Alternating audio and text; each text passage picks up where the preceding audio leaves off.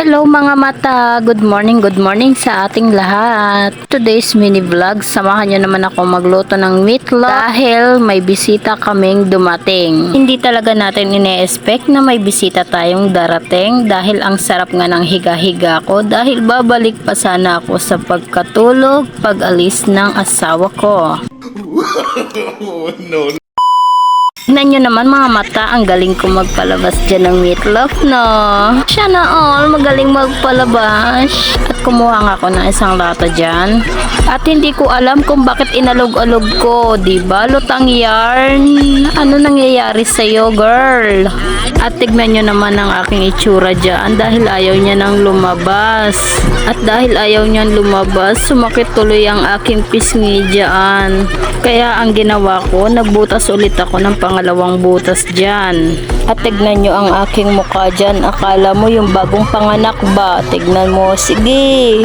Iri! At nakalabas na ngayong meatloaf dyan. Dalawang lata nga pala ang ating nabuksan dyan. Next naman, hihiwain na natin yan hanggang dumami sila. At pasensya na kung meatloaf lang ang aking lulutuin ngayon. Ang mga bisita ko nga pala, mga bata lang naman, kaya okay lang yan na meatloaf lang muna. Next time na magpakasarap kapag may sobra ng pera. At mag-start na nga tayong magluto at nilagay ko na nga yung meatloaf sa may itlog at naglagay na rin ako ng kawali na may mantika. At umpisa na nga natin ilagay yung mga meatloaf isa-isa.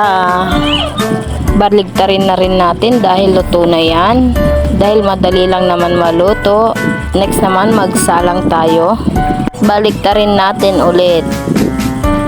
At tignan nyo mga mata, muntik pang nasunog ang ating niluluto.